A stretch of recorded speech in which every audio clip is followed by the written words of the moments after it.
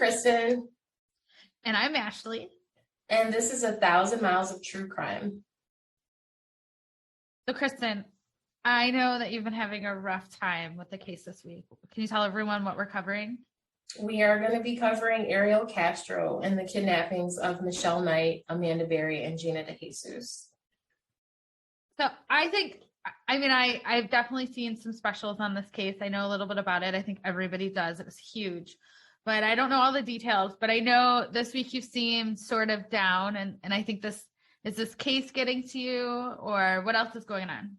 Well, this case just really kind of reemerged some feelings about another case that is really near and dear to my heart. I had a childhood friend go missing. So this really kind of stirred up those thoughts of what could have possibly happened to her or where she is now. I know that's gotta be so hard. And you've definitely told me that you had a friend that went missing, but I don't know that many of the details. And like, how close were you guys? Were you guys like best friends? How often did you see her? So we weren't best friends. I actually met her through my dad. Her stepfather was doing some contracting work for my dad at our old house in Downers Grove, and he would bring her along. And so we just really bonded. And then from there, our parents, like my mom and her mom, Amy, and then my dad and her stepdad, like they were all just bonding and we were just hanging out. She also has a younger sister too. We spent a lot of time together. We went to summer camp together. I feel like we had a bond, and granted it was short. Still, that bond was there. Like when she went missing, I was devastated. My entire family was like, oh my gosh, I cannot believe that this happened to someone that we know in a couple of towns over from where we live. It was really heart-wrenching. Heart-wrenching and probably scary. So how did she go missing? Do you know any of those details? So she went missing from her own home. She was out sick, and it was the end of January of 96, and she was just at home. Her stepfather was there with her. So I know that she was not fond of her stepdad at all. Like, she made that very apparent. She didn't like the way that he treated her mom. She didn't like the way that he treated her and her sister. And then too, I think she just ultimately was closer with her biological father. And do you have any like specifics on why she didn't like her stepdad? Do you think it was just that dynamic of she missed her dad, or did she give you like some specifics? Was he strict, or? I think it was what I got from her was that he drank a lot. She just wasn't fond of him. And for no particular reason, but I mean, coming from like a blended family and having a blended family myself, there are, issues where you just don't have a connection with the other person, and granted, that might be who makes your mom happy or your dad happy or whatever, but that connection just wasn't there. And there could have been more to it. I don't know. I mean, from what I recall that was shared with me by her, she just hated him. I mean, I get where you're coming from too, that she's 12. It's a hard age to be going through all of that. It's hard to distinguish. Like, looking back now, with suspicious disappearance, I can understand looking back now and being like, well, did she hate him for a reason? Yeah. But he's the last one who saw her, right? I mean, he was the one with her. So it is weird. Yeah. And I mean, he apparently was walking the dog. And so she was in the home alone, supposedly. And the dog got loose off the leash. And so he was spending time trying to catch the dog, apparently. So when he got back home, that's when it was realized that she was gone. And that was just like, well, where did she go? Her shoes are here, her coat's here. Where would she have gone? So it is suspicious. Vince was a suspect, I think, at one point, but they were able to clear him some way or somehow. I mean, there is so little public information about this case. And I believe the case is closed. It's no longer, I mean, I don't want to say that, but her biological father, had a memorial service for her. So, in his heart and in his mind, she is no longer, alive. So they declared her dead, but we're not sure if the case is still open or not. Right. Is that what you're saying? Yeah, her body was never found or anything like that. This case was so similar in the regard that these three girls just vanished, like, well, where did they go? Did they run away? Did someone take them? Did they, meet someone's ill will? Did they decide to leave on their own? It just makes me feel like no one knows where this girl is, and no one knew where these girls were for all those years. So is Rachel chained up in someone's basement? Is, she with another family that's taking, incredible care of her? I always wonder, it's always in the back of my head of what happened to her. With these women being found, it really gives me some hope that maybe she's out there still. Maybe she's alive. Hell, if she's listening, Rachel Mellon, if you're listening, your family, your friends miss you, and we hope that you are alive and well. Now we're going to jump into our actual case, Mr. Ariel Castro. He lived in Puerto Rico until his family relocated to Pennsylvania. They were there for a little while, and then they moved to Ohio. So Mr. Castro seemed to be on the surface a pretty normal individual. He soon shows interest in one of his neighbors, Gramilda, and that is who becomes his wife years later. They were off and on. They dated between the early 80s through 96. I assume up until that point of them moving into this home together. In 1992, the two moved in together in what we would later call the Cleveland House of Horrors. To give you a visual of this house, because it's no longer standing, it was demolished. It was a 4-bedroom, 1-bath house. It was like 1,400 square feet, and it had an unfinished basement. That was about half the size of the house. So once these two are living together, Ariel's true character reared its ugly head. Gramilda's family said that Ariel seemed like he lost his mind. He all of a sudden became extremely violent and abusive to Gramilda. And when I say violent, I'm talking he broke her nose. He broke this woman's ribs, her arms. He's pushed her down the stairs multiple times after following with like medical treatment or taking her to the emergency room. I mean, I guess he also threatened her life, regularly. Like if she said that she was going to leave because she was tired of getting the crap beat out of her, he would just say, I'll just kill you. So Gramilda's family was like super scared for her life. They wanted, obviously her to get out of the situation. But for whatever reason, like most abused victims, it's hard for them to leave. So although this abuse persisted and Gramilda remained in this relationship with Ariel up until 1996, she at that point was like, I am done. I can't take this anymore. And she finally leaves Ariel Castro. There are records of her reporting it to the police, but because all of that was recorded and documented, when she decided to leave him, she was able to get a protection order. She was able to be awarded custody of their children. They had 4 kids together. Ariel's own children can account for his abuse and his obsession with their mother, his control over not just Gramilda's every move, but also their every move. They weren't allowed to watch certain shows. They weren't allowed to leave the house. Like these are all patterns that you'll learn later as I get through the case of things and behaviors that Ariel was showing early on before these women were even kidnapped. Gramilda said that Castro also chained her up in the basement. And from what I know, this sounds right up his alley.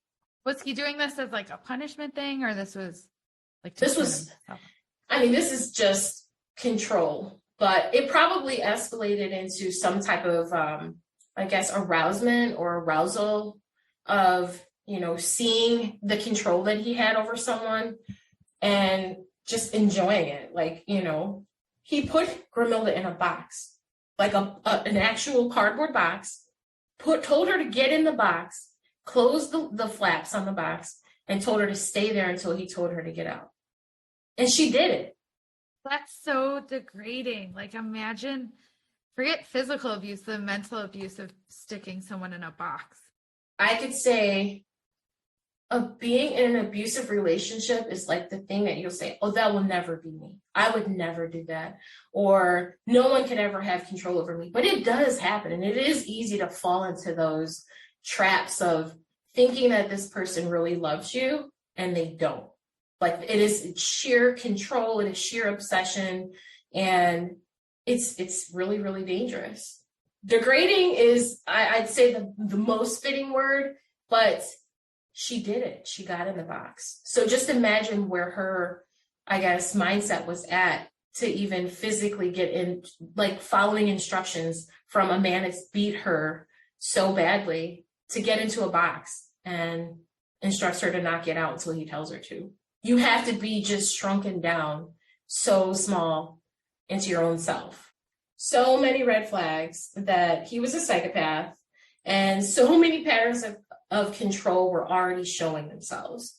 The kids, his 4 children, unfortunately, witnessed the relentless abuse that Castro inflicted on their mom, which is really sad because we know the impact abuse has on kids, right?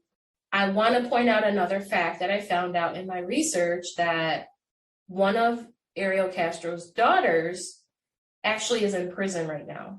When all this stuff is going on with, the disappearance of these 3 women, Ariel Castro's daughter, Emily Castro, slashed her baby's throat. What? I've never heard this. And the reason is because her and her boyfriend broke up. Like, that was her excuse. Yeah. I wish everyone could see my face right now. What? Yeah, I said the same thing. Like, I was like, damn, they had a lot going on. I mean, so. How old? I'm sorry. Do you have any information on this? How old was she? She was 19 when it happened. So that was in like 2007. Wow. And I believe her baby lived, but I mean, she slashed her baby's throat. How old was the baby? 11 months, I think. Oh my God. Yeah.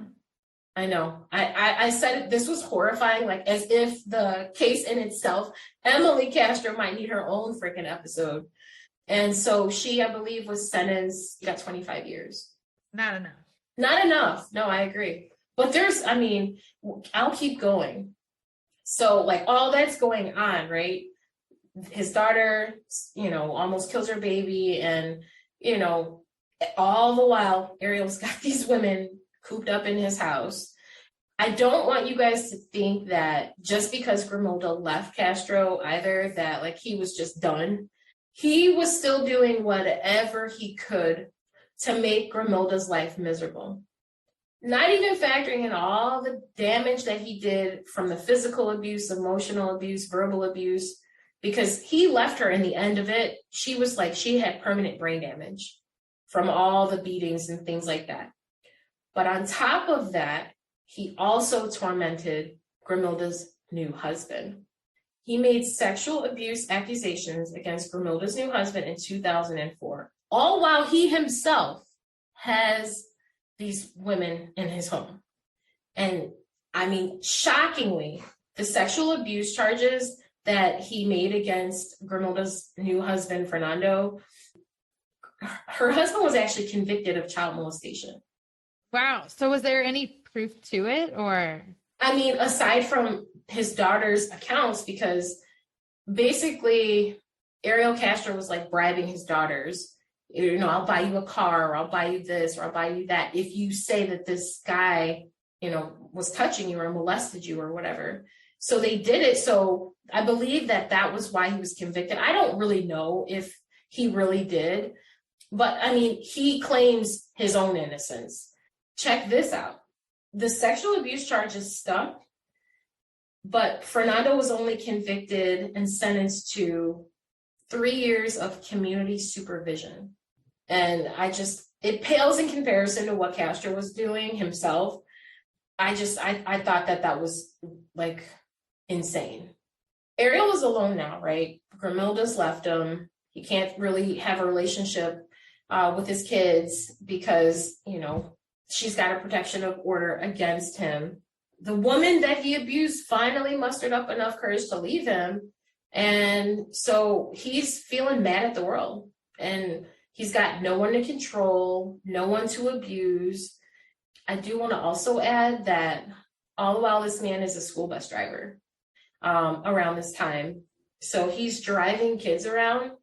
And I mean, I would assume that background checks was a thing, but probably not what they are now. But damn, like if they had just looked this guy up, there were multiple police reports that he was, an abuser. He had been arrested multiple times. So it's scary to even think. Was he actually charged with any of those things though? Because when they do the background check, it looks at what you were charged with. So all of those were probably dropped because we see that all the time in abuse cases where they just drop the charge. They don't go through with it. And then unless we feel this is horrible, but it's the 90s. So they're probably like, well, he's just beating his wife. He can still drive kids around. I think that you're right.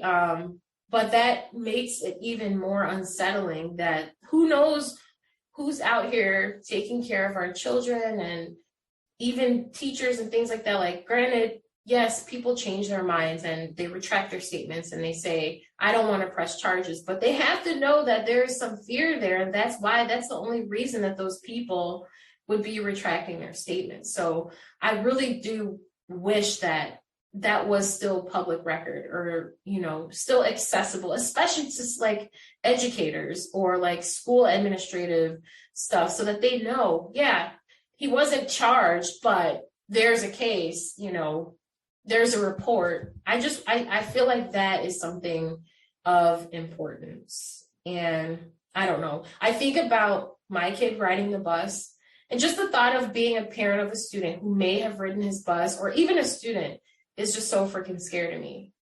There were also some incidents while he was working as a bus driver that I just have to bring up. I mean, he was known to drive erratically with the kids on the bus. So that should be just enough of a red flag to say, hey, we should probably fire this guy. But he also once kept a kid on the bus while he took his lunch break. What? So, yeah. He kept this child on the bus and he was like cursing at her, telling her to sit down and shut the F up and not move while he was on lunch. And who knows if he did anything else to that kid, but like that was recorded. And guess what his consequence was or his reprimand was for doing that? And it should be that he was at least fired, but I'm guessing that didn't happen. No, he wasn't fired for these incidents. He was just suspended. Sounds like I don't know. I know there's a shortage of bus drivers right now and it is ridiculous, but geez, this guy didn't need to be driving kids around. He needed to be behind bars back then. So I'll jump back to it. Now Ariel's got nothing but time and he plans one of the most horrific crimes in history. Michelle Knight is Ariel's first captive. She was kidnapped on August the 23rd of 2002. And I just want to kind of go into a little bit of each of these captives' backstory and tell a little bit of their story too. Sadly, Michelle Knight's life prior to the hell of being Ariel's prisoner for over 10 years was filled with trauma, abuse, homelessness, bullying, and just an enormous amount of other tragic events. Her home life was not a safe environment by any means. I mean, she's noted as saying that she was sexually abused by a family member, so that's horrifying. Even considering that and like her parents weren't really around, and when they were around, they weren't being the best of parents and really like protecting her and her siblings. She saw that as an opportunity to take the role of the mom over her siblings. And she was always taking care of them and always helping them. And she was just really supportive to her siblings. But unfortunately, no one was really looking out for her. She never really felt like home was home. I mean, to think about being, 14, 15 years old, I know that that's a hard age just, for anybody, even in a good home setting, but it was bad. She just couldn't take the neglect that she was dealing with at home, and she felt that she would be better off living on the streets, and she just ran away. She was like, I'm not going to continue to do this. So shelters and churches were pretty much her safe haven for that time that she was on the streets. And, also just any place that catered to the homeless. And that in itself sounds like a scary life to be living at such a young age. So while she was out there, I guess a family friend of hers recognized her, and they were like, what are you doing? Like, why are you living on the streets? And I mean, at this point, it's pretty apparent that her family they weren't looking for her. It wasn't a concern. But this family friend that recognized her was like, yo, we're going to get you off the streets and we're going to get you back to your family. So she eventually was returned home. And then, to her being a minor, I think legally, like, if they do find you, it is, their responsibility to like get you back with your parents, right? Her family, obviously, they weren't concerned that she had left, and that's just really sad and heartbreaking. With this foreshadowing, is this going to be like the cops don't take her disappearance seriously, or her family, because she's run away before? I mean, all of that. But I will say this, because, I mean, I feel like it's almost controversial that it was constantly thrown in Michelle Knight's face by Ariel Castro while she was being held captive, that no one cared about her, that no one was looking for her. So once she's back at home, she goes back to school, and she meets a guy at school, and she ends up pregnant at 18 years old. So I'm pretty sure this wasn't the best situation for her, considering her home life, and she wasn't financially stable or any of that. But more than anything, she was really excited about becoming a mother, and she had an idea in her head of what being a good mother was going to be, and what being a better mother than she had was going to be. Unfortunately, though, her circumstances seemed to hinder that. Her son, Joey, that was his name, was born just, 2 years before she was kidnapped. A couple of things played a role in what caused her to lose her son. So one will say just being financially unstable, not being familiar with the resources that are available to help you with preparing for motherhood and, parenting and things like that. Also, her surroundings and lack of support from her family in a positive light had such a huge impact on how she ended up losing her son. But she really wanted to be the best mom, though, and I just want to stress that. In the spring of 2002, that's when her son, Joey, was reported to having been abused. Michelle's mom's boyfriend at the time, who sounds like a complete scumbag, he fractured Joey's knee. How do you even fracture a 2-year-old's knee? They seem like they're made out of rubber anyways. Like, they're always jumping off of everything, and they're always getting hurt. So I'm just trying to think of what it would take to fracture my knee, and mine are like old bones. I couldn't imagine what it would take to fracture a 2-year-old's knee. And is his kneecap? I mean, it just details that it's his knee, but I mean, a 2-year-old, and you're taking your kid to the hospital because their knee is fractured, there's going to be some questions, and there's going to be some eyebrow raises like, well, what happened? So it sounds like Michelle's mom's boyfriend was also abusive and just dumb. It resulted in her losing her kid.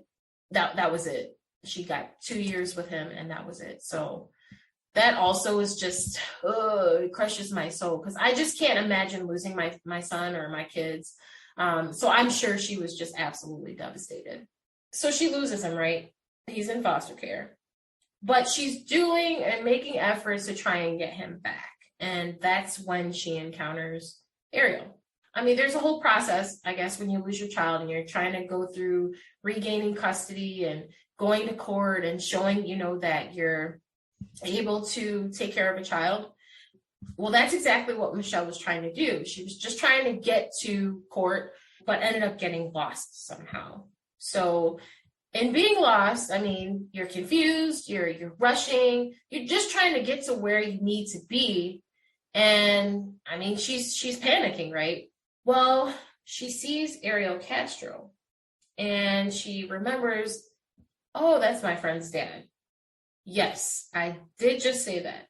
Ariel was somewhat familiar with who Michelle was because she was friends with one of his daughters. So she sees him and she remembers him and she felt comfortable speaking with him, right? Like she's like, I know you, right? And you're in the same store as me. Can you help me get me to where I need to be? I'm trying to get to court. She was under the impression that he was going to help her get to where she needed to be. Ariel played on her desperation and he really saw it as an opportunity and he seized it. Instead of taking Michelle to where she has to be taken to, he decides on the way that he had a better idea. He had to stop by his house because he had some puppies. He wanted to check on them. I don't know why that wasn't a red flag to her, but, again, she knows who this guy is. So it's like, he's not a stranger to her. They get to his home and then he asks her to come in and look at the puppies and that, he'd even give her one to give to her son, Joey, when she gets him back. That was a lie. There were no puppies. Once Michelle's inside of Ariel Castro's home, she realizes she has trusted the wrong person. He forced her into a room and he told her she would never leave the house again. And he was able to keep his word for more than a decade because that's how long he had it for. Michelle was just 21 years old when she was kidnapped. Amanda Berry is his second captive. Amanda was kidnapped less than a year from Michelle. So this guy thought he was on a roll. He's like, hey, I got Michelle. Nobody seems to be trying to find out where she's at or who she's with or, if she's run away or if someone's taken her. His zest for wanting to kidnap again and add to his little repository is less than a year from Michelle's kidnapping on April the 21st of 2003. Amanda was only 16. So, Amanda, she's just like working, normal 16-year-old. She loved her family. She loved her life. Her 17th birthday was the next day. Basically, the day after she was kidnapped was her 17th birthday.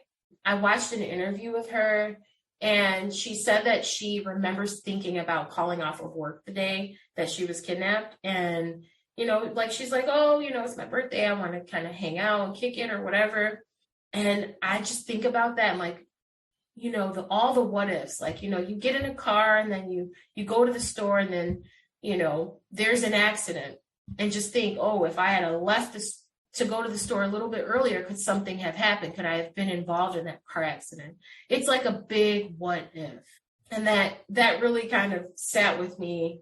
And I was like, man, you lost 10 years of your life and you thought about calling off of work and you wouldn't have been where you were for him to take you. Scary. I think too, just think about what it would be like to be locked up on your birthday. Like even that's just like, I don't know. For me, your birthdays are so big, especially when you're a teenager, you know what I mean? So I'm sure she had some plans or some idea of how she wanted that day to go. And now she's locked up. Oh yeah. I think he actually, he used that maybe to his advantage too, right? So she was working at Burger King, right? And she got off work and she was walking home and Ariel was following her because he's a freaking psycho, right? And he's like, yo, do you need a ride? And she was like, okay. So when she gets in his car, he tells her, hey, my daughter, she's at my house. Like, if you want to like go over there or whatever, like we'll ride over there. And like, it's your the next day is your birthday, right? You want to see your friend, you want to hang. He capitalized on that she had a friendship and a connection with his daughter. And he's like, well, let me use this to my advantage again. I have never, ever considered getting in a car with a stranger who offered me a ride. But Amanda knew Ariel, her being friends with one of his daughters. So this isn't a stranger. This isn't a situation where she felt frightened because like, oh, I know your daughter. Like, we're friends. Like, this guy would never harm me because like I'm friends with his daughter. And as sad as it is to think about, this is confirmation again that you can trust absolutely no one. Ariel used it again to his advantage that these girls were friends with his daughters. Have you ever gotten into a car with one of your friends' parents and gone somewhere, or gotten in your friend's parents' car and they're not there? It's just you and their parents or one of their parents, and like they detoured and went somewhere else. Not that like detoured, nothing like that. I was totally dumb, and I used to ride my bike home late at night at like 2 a.m. from Mr. Subs when I was like 18. And I remember one of my friends, his dad stopped and saw me, and he's got like the white work truck, you know, exactly like the van that they say to watch out for. And he's like actually yelling at me. He's like, what the fuck are you doing out here alone at 2 a.m? And there had been like some kind of, I mean, it's 2 a.m. Like the bars have just closed. Mr. Subs have just closed. It's like bad timing. And like there were some like sketchy characters out. And I remember sort of thinking like, well, I'm going to take my chance with this guy. At least I know who he is. And he like puts my bike in his van and everything. And then we're going up the bridge, like right by my house. And he kind of makes this comment about like, and also like, don't get into vans with like grown men alone at night. And like, I remember thinking like, oh my God, he's warning me. Like, this is a big joke. Like he's about to like kill me or something. And then he like turned and dropped me off at home and yelled at me again, but and told me if I ever needed a ride to like give somebody a call. So I was appreciative for the ride, but yeah, I guess it definitely could have ended differently. I mean, and I've done it too, like for sure. I've gotten into a car, you know, with one of my friend's parents, fathers too, and anything could have happened. Like, I trust no one now. It's like, that is one of my biggest fears, is something like that happening to one of my kids. So Ariel, he has Amanda right where he wants her. It's the same song and dance. He convinces Amanda to go upstairs, go in his house. He leads her to a dark room, and she's like, where's your daughter? Like, I thought I was coming to hang out with your daughter. And he's like, oh, she's taking a bath. Okay, well, I'll just, you know, like, I would be like, I'll just wait down here. I don't need to go upstairs. Like, I don't want to see a funky house because it's a wreck. You know, but he was able to convince her to go upstairs. And once he leads her into this dark room, he instructs her to pull down her pants. And I'm sure at this point, Amanda is regretting ever even getting in his car. But it's too late. Amanda Berry was 16 years old when she was kidnapped. So Ariel has completely lost his mind, because less than a year after kidnapping Amanda, he kidnaps Georgina DeJesus.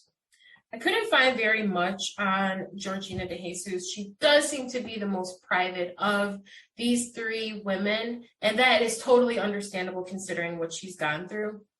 But she was kidnapped on April 2nd of 2004. She too was walking home, but she was walking home from school with her friend. And guess who her friend is? Is it his daughter? One of his daughters? It's another one of Ariel's daughters. Georgina's family, they actually know Ariel. Okay? Like friends, they went to school together. Like, after kidnapping her, this dude even went out with search parties. He put up flyers and all. He shared his concern and his prayers with her family when he kidnapped her. I mean, she's chained up in his house.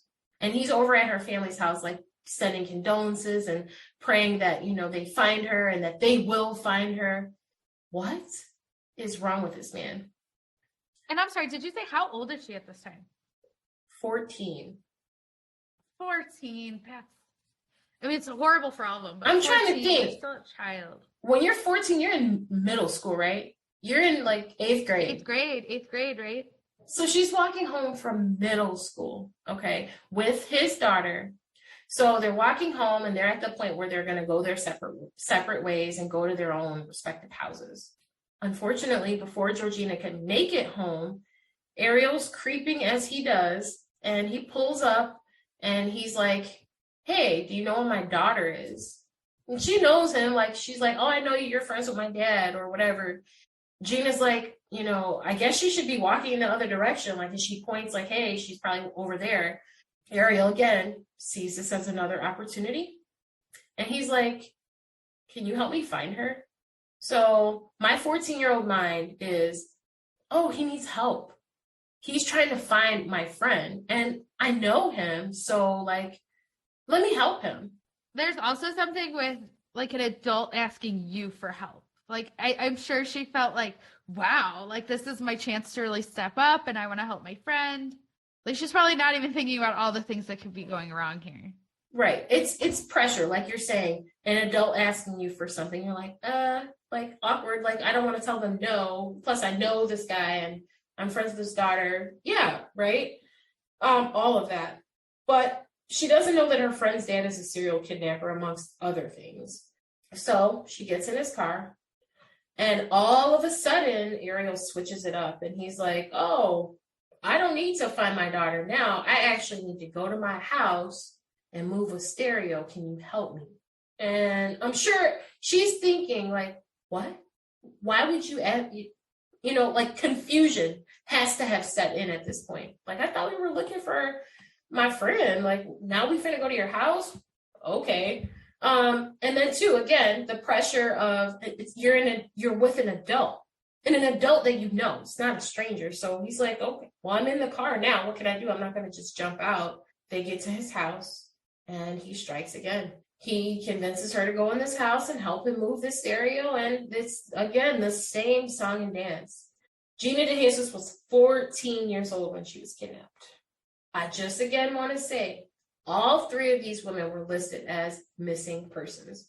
Although Amanda and Gina's disappearances were more publicized, I still wanted to be known that Michelle Knight, too, was reported as a missing person. I think her case was not as publicized because of her age and because of her, I guess, history of being a runaway, so it wasn't out there in the forefront. And it's unfortunate. It is so incredibly unfortunate, but that's the reality of it. We know that these women were abused, right? And I'm going to talk about that now. So brace yourselves, okay?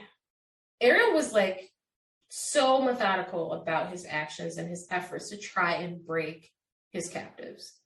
So it wasn't bad enough that he bound them, he kidnapped them, he ripped them from the lives that they were leading and their future for the next 10 plus years. But he was very methodical. Like, this was something that he obviously had planned out, and was prepared for. So all three women account for a very similar first experience once being in his home. And that's that he stuffed their mouths with rags or napkin or socks, anything that he could put in their mouths to muffle their cries, and then tape over them. And then he placed a motorcycle helmet over their heads. So that's to muffle out any other cries that may have escaped. And this is all in his basement. He's got them bound up like fish. And on top of that, he has music blaring to try and disguise any noise, that they make. He left them that way for hours. I'm not that flexible. I think about being bound and having something stuffed in my mouth and a helmet being over my head, and I'm terrified. I'm a child and someone's literally just kidnapped me. That is just a visual of that is just so, it's a nightmare. It's a nightmare. It's a complete nightmare. And then to be left there for hours and not know what's going to happen next. He also used starvation. Like that was a big thing in the house of really not giving them any form of nourishment. And when he would give them food, it would be rotten.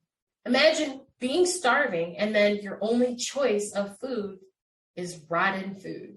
That's all that you're given. No water. He also beat them as punishment if they were like disobeying him or not complying with whatever he asked them to do, or even if he was just having a bad day, you know, if they could just slightly upset him, bounding and restraining them, and not with like zip ties, not with rope. He was using chains. So imagine how heavy chains are, and even the amount of movement that they were allotted. I mean, you're now carrying however heavy, I don't know how heavy dog chains weigh, but I know they look heavy. And then these girls are young. So like, and they're like this for hours. They're also noisy. So if he doesn't have the music playing, he can hear every movement they make. So it's not like they can be down there trying to figure a way out. Right. And even still, they were chained in the basement. They were also chained once he moved them upstairs to the other part of his house. So when they're in the basement, are they able to talk to each other, see each other at all? Or are they just sort of bound 24/7 and they don't know what's going on with each other?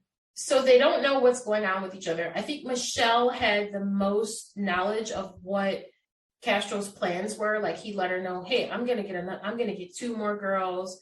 And, you know, she's now upstairs. So she's upstairs when he brings in Amanda. And then once he's worked his way with Amanda and I guess feels as though he has enough control, then he moves Amanda up into another room and chains her up there. So I think for a while, Michelle obviously knew that there was another captive, but Amanda may not have been fully aware. Like she might have known somebody else is in this house with me, but she didn't see her right away. I mean, eventually they did see each other and interact with each other because Gina and Michelle were in a room together for an extended period of time. I'd say in the early stages or the beginning, they were pretty much kept separately. Outside of that, of knowing too, all right, I'm not in here alone. I'm dealing with this sexual deviant, psychopathic person. And clearly there's other people here too that he's also terrorizing. Unthinkable, unimaginable sexual abuse daily, 5, 6, 7 times a day. He used favoritism and he used like social barriers to keep the girls from like communicating with each other or like forming any type of bond. That is also another form of like, I feel like this was so methodical and so thought out that he knew, okay, I don't want these girls to like each other because then they could team up and attack me, right? Form a plan or plot against me. So I have to like keep them all against each other. So he did that a lot.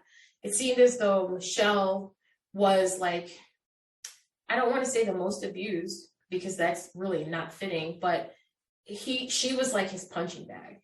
And I don't want to say that he seemed softer with Amanda, but Michelle's accounts say that, you know, she got more than what she got. You know, it's like, well, once he got tired of her, then it's like, okay, well, now Gina's in the picture and now Gina is the special one. So that whole favoritism thing, you're in this house for years. That's all you know. That's all you are seeing day in and day out. So there's going to be, I'm sure, some jealousy and some animosity. Like, you know, why does she get this or why does she get that? So I think that was very, very thought out and intentional. And then too, just instilling fear that's so incredibly strong. Like, I don't know how not one, but 3 women survived it.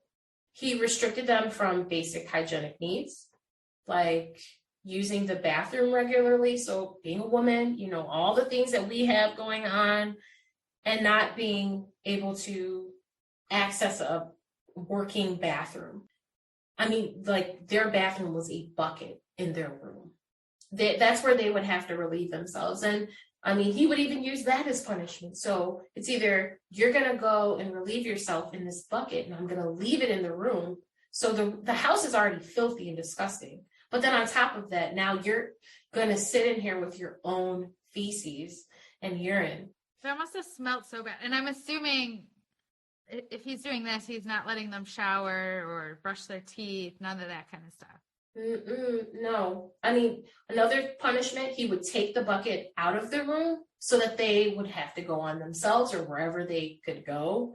Michelle said that she was not allowed to shower for an entire year. A year? An entire year. I'm trying to understand. I mean, I gotta be clean. I'm sorry. I think that, I don't want to say that might be the worst thing, but like that, and then on top of that, then to just being sexually abused and assaulted over and over and over and over and over again in that way. Like Michelle said she would look in the mirror and she said she didn't even recognize herself. She was like, I was dirty. I had dirt on my face, all over. She's like, I didn't even look like myself. Bruises from being beat.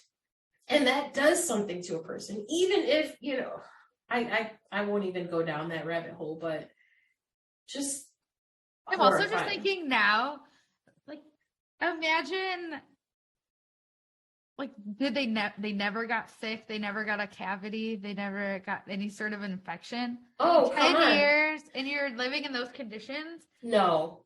Let's be real. I'm sure that they got sick, and I'm sure that, there were probably infections. I mean, there had to have been. There's no way around that, I feel. But I feel like when they were rescued, Michelle, there were so many things wrong with her, from all the physical abuse and the trauma and the sexual trauma, because I will delve into what he did to her specifically, but I wouldn't doubt that there were some illness or some infection or them being sick or whatever, but he wanted these women to last. I think he may have taken extra precautions for that, if they have a cold or something like that, giving them something, because I think he wanted to prolong it, It wasn't something that, I'm going to keep these girls for a year and let them go. No, like he had them for 10 years.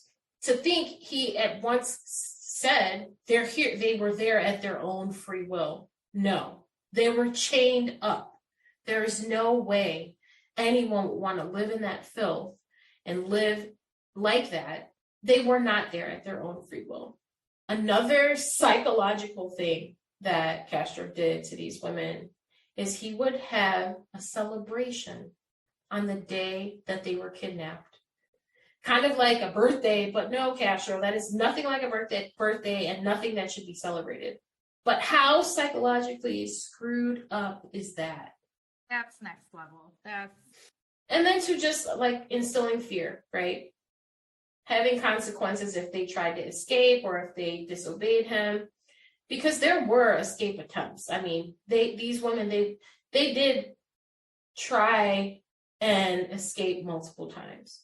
But each punishment would be worse than the one before. And after a while, it's like, I don't think we're getting out of here.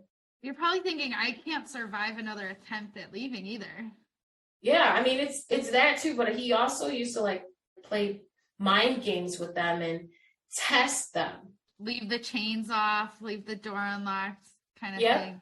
And, then he would have some booby trap set to like, do something to them or fall on them, or then he would just come out of nowhere and just start attacking them. Like, after a while, it's like, all right, dude, it ain't even that serious at this point. If you really want me here that bad, okay, I'm gonna just be cool. I'm just gonna chill here because I'm tired of getting my behind beat by you every time I try and escape.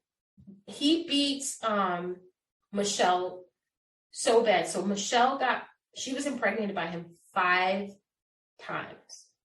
And all 5 times, he forcefully miscarried her by beating her with barbells, okay? Not his fists, barbells. He would stomp on her stomach, throw her down the stairs, starve her, only give her pop to drink. That's all you're getting. You're not getting food. You're not getting water. We're just going to keep feeding it pop, because that's not healthy. Her body was so destroyed that she can't bear children to this day because of this. The term of he tried to take every single thing away from them, that was what he was trying to do. He didn't want them to have anything. So he took her only child away from her and then stomped on her and killed all of her other children. Yeah. There was an interview, and I mean, it is so disturbing, that I watched, where she shared that, she had the baby, right? But it was, obviously deceased. And Ariel Castro gave her some time with the baby. And he basically told her, like, I'll never have a baby with you. Like, that'll never happen. She had to sit with that, and disturbing. I know the man is gone, but he should have gone another way. He shouldn't have went the way that he went. I just have to say, though, Michelle, all of these women, they were all fighters. They all fought back, and it wasn't just Castro just like running over them. Michelle fought back. And when Castro would tell her to do something, like, she had a mouth. She was like, I don't care what you do. I'm not going to do it. You want me here so that you can continue abusing me. So I'm not going to do what you say. And then he would just beat her and all that. Probably in the mentality of, what else can you take from me at this point anyway?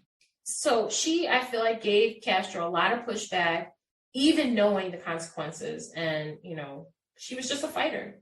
Gina, she fought too. Once she was in the basement when he first kidnapped her and she realized like what was happening, she fought for her life. She put up a fight. She was scratching him, trying to run out, and she was fighting for her life. She was fighting to get away from him, but she didn't win. And Amanda won the battle too, okay? Because she was able to free all of them from his house.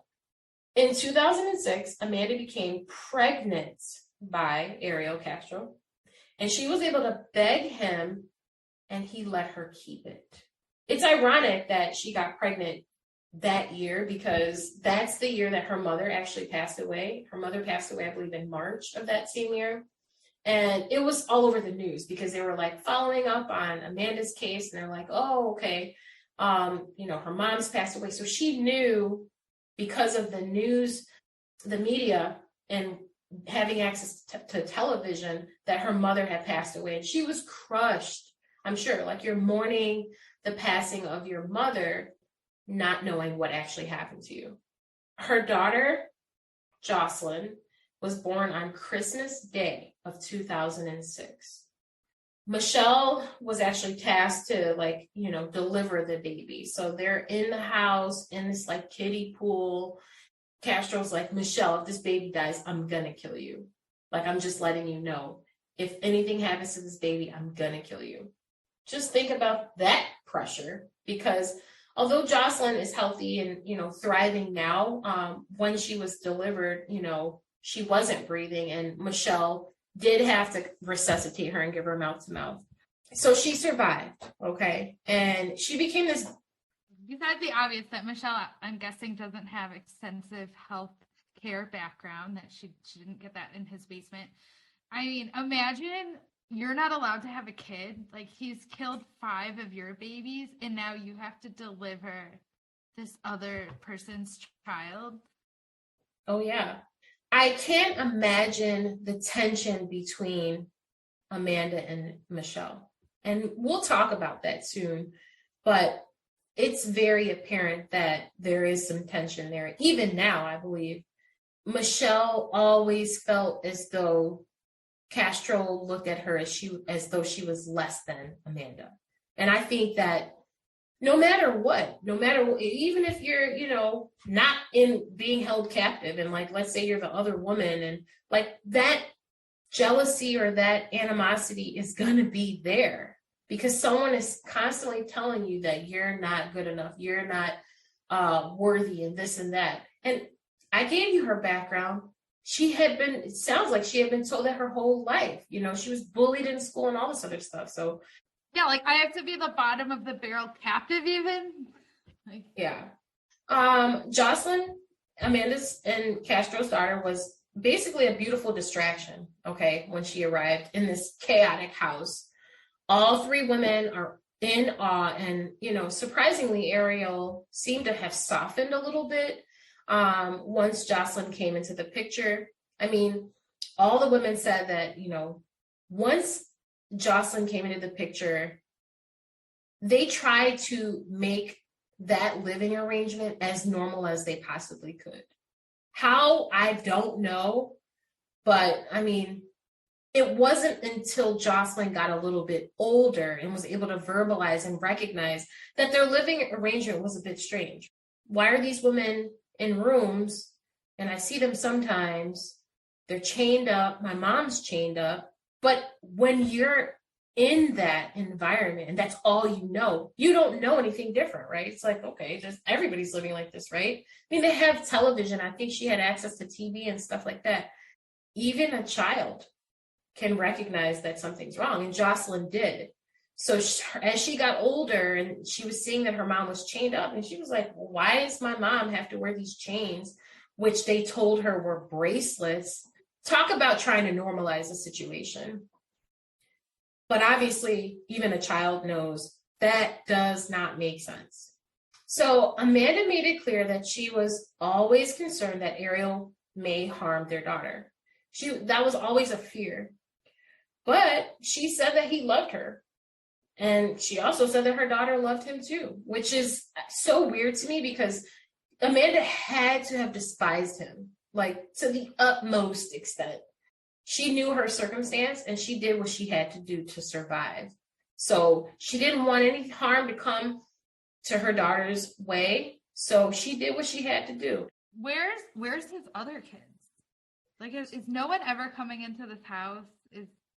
That's a great question. People are coming into this house.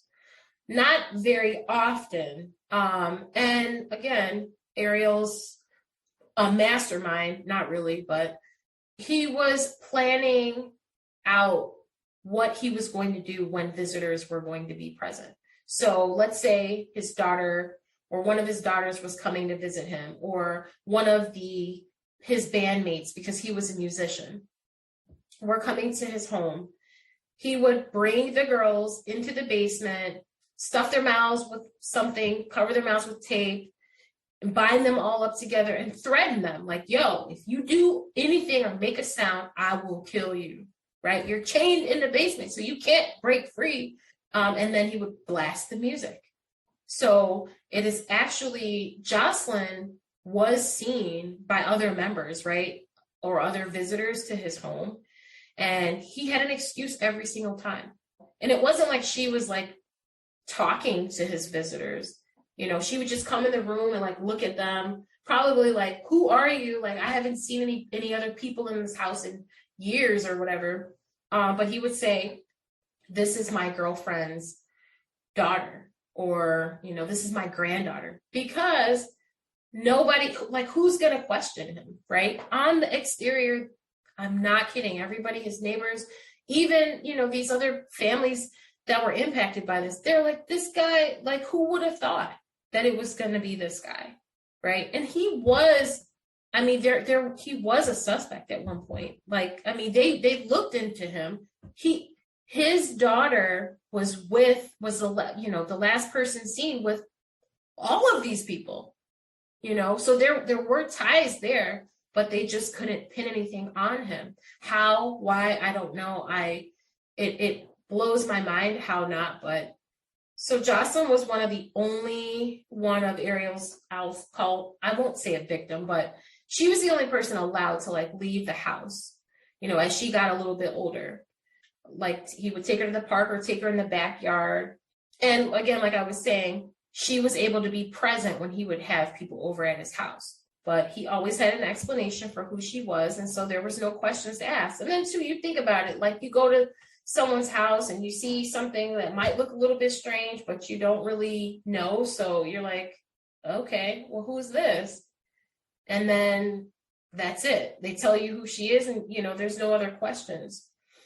Something didn't seem alarming, apparently, unless it did, and then those visitors just didn't speak up.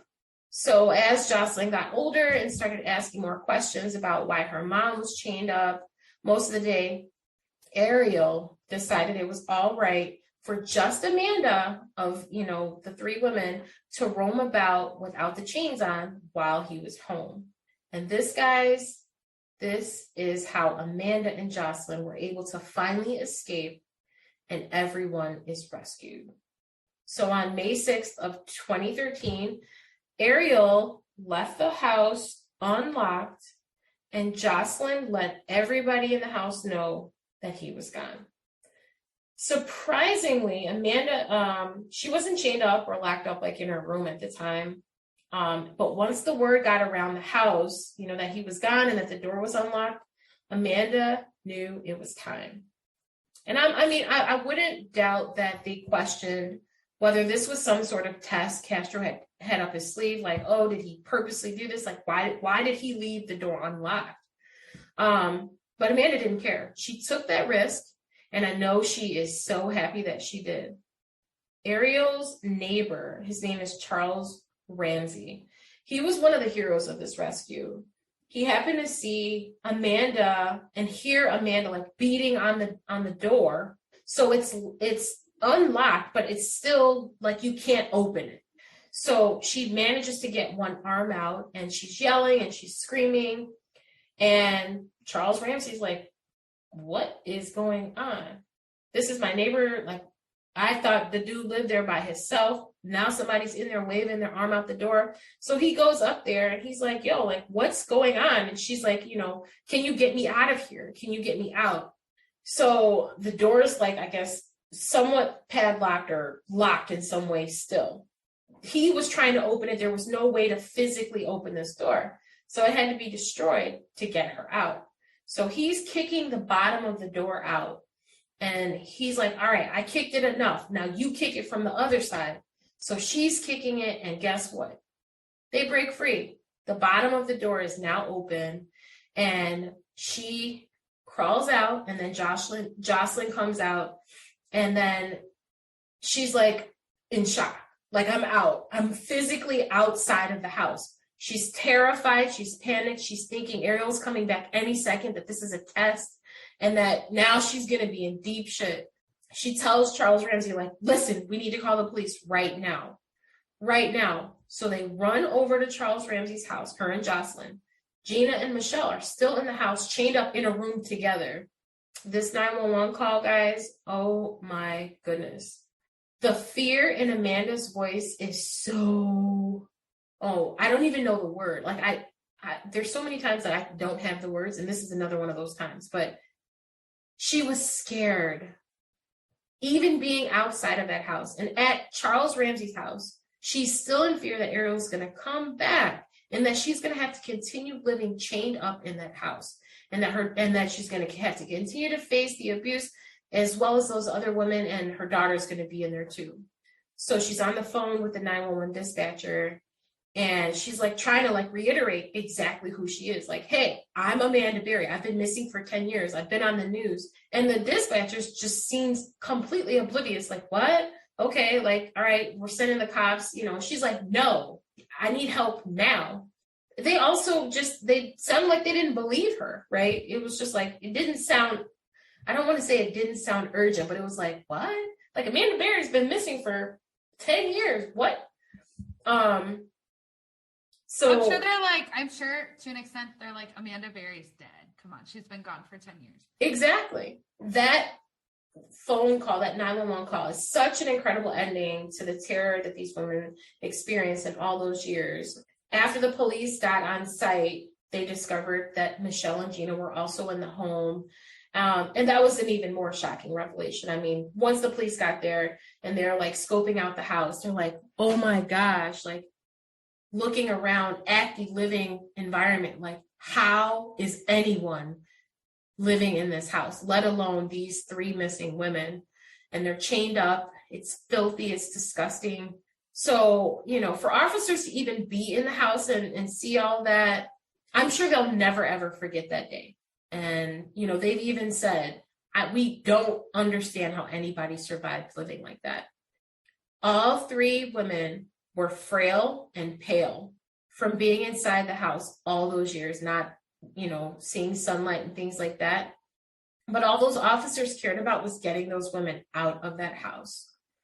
I watched several interviews and court proceedings where the officers that were on scene that day, like, they were recounting what they remembered, and they said it was the most traumatic thing that they ever experienced. I mean, to see law enforcement like break down and cry about these missing women that they had seen on the news, that they may have been like looking for or on her case or something like that, and then to have found them and they're alive, it was just really, really sad.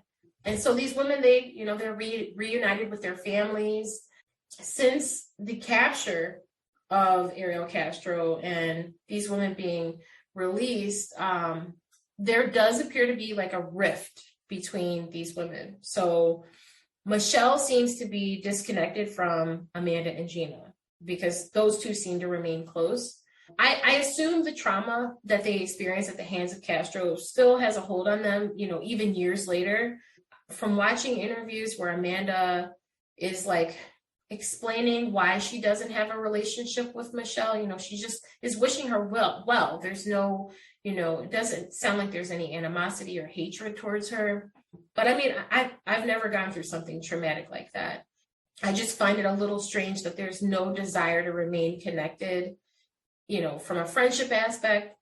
But on other interviews that I watched with Michelle, it appears that, she holds on to how poorly she was treated by Castro, and that Amanda was treated just so much better. Amanda and Gina were treated so much better, but more so just Amanda, even considering the circumstances. Like, yes, it's still a shitty situation, but this other person is still getting more than I'm getting. So I just wanted to add that. I want to be respectful to, the survivors of this case. We know trauma is real, and I hope that there is love shared between these women since they face something so incredibly horrific together. But it does break my heart that, they may be harboring ill feelings towards one another after the fact. Ashley, like, were you aware of the rift, or did you have any knowledge of this rift that I'm talking about? No, I had no knowledge of the rift. It makes a lot of sense to me that if you weren't super close while this was going on and in this situation, you probably aren't going to be after. And I can definitely understand that. I'm sure she was looking at Amanda's life and feeling like, like, that's horrible to think. But if you're at the point where you're like, I wish I had Amanda's life, it would be hard just to forget about it. Yeah, I agree. It's still heartbreaking, though, right? I mean, well, it just proves too, like, he still sort of has some hold on them. It sounds like they still have some sort of resentment, even if they're not outwardly saying it. And it's, it's just him again, just keeping his hold, causing more horror. So as I close this episode, I can't forget to share what happened to the monster of Cleveland. Yeah, I don't remember. What happened to him? So he was arrested. He was sentenced to life plus 1,000 years in prison for all the terrible crimes. Like, there was such a ridiculously long list. His argument in court was that he had an addiction to sex and that he wasn't a monster, that he was sick, that his captives were there because they wanted to be, and that he was just sick. He essentially just blamed his victims and blamed an addiction of sex as being the cause of why he did what he did. I definitely think he has an addiction to sex. When you said how many times he was raping them each day, like, that's a disgusting number. It's a shocking and my first thought was, is that real? Is that like even realistic? But I guess it is if you have an addiction. Not that that's an excuse. Not that he shouldn't get full punishment. What we do know that isn't true is that these women were not there because they wanted to be. This was none of their faults. Castro, you can think whatever you want to think in hell, but we know that that is not true. It's absolutely not. It's not. But even if it was true, it's still illegal for you to hold captive anyone, but a 14 and a 16-year-old. Like, it's not really getting you out of any trouble. You're still, you know what I mean? You're still illegal. You're still going to go to jail. Oh, yeah. So just 1 month, guys, into Castro's sentence, he is said to have committed suicide by hanging himself in his jail cell. Are you kidding me? I thought you were going to say that somebody got him in jail. And I was like, well, I will throw this in. This is just a rumor. Rumors are that it was actually an accidental death due to autoerotic asphyxiation, but the coroner determined that was false. But I wouldn't be surprised because, I mean, he was like sick in the freaking head. Sick. But that makes me even more mad. It's like he died doing what he loves. I'm going to throw up. You know, oh my gosh. I wanted him to have like this horrible death where he was just in fearing for his life. And no, here he's like, either he just decided I don't want to do this anymore and took his own life, or he was like pleasuring himself. Like, either way, I'm like, fuck you, Ariel Castro. You deserved a lot worse than you got. Yeah. 1 month. You did this to these women for 10 years, and you couldn't handle a month. And you weren't even chained up. You were just in a cell. Yeah. You had a toilet. You had food. Yep. These women are survivors of known and unknown atrocities at the hands of a complete psychopath. But I'm so glad to share that Michelle, Amanda, Gina, and Jocelyn have not allowed Ariel to define their futures. Sadly, Castro's first wife, Grimilda, ended up losing her life in 2012 due to an accidental overdose on oxy that she was taking for pain from her brain cancer. Well, that brings it to a close. Thank you guys so much for listening. Thank you, Kristin, so much for sharing this case. I learned a lot. I know I really appreciate it. I think you did a great job, and you taught me so many things about this case that I didn't know. They went through some horrendous stuff, and they survived. So, again, thanks for the continued support. Please subscribe, follow us on social media, and please rate and review us on those platforms.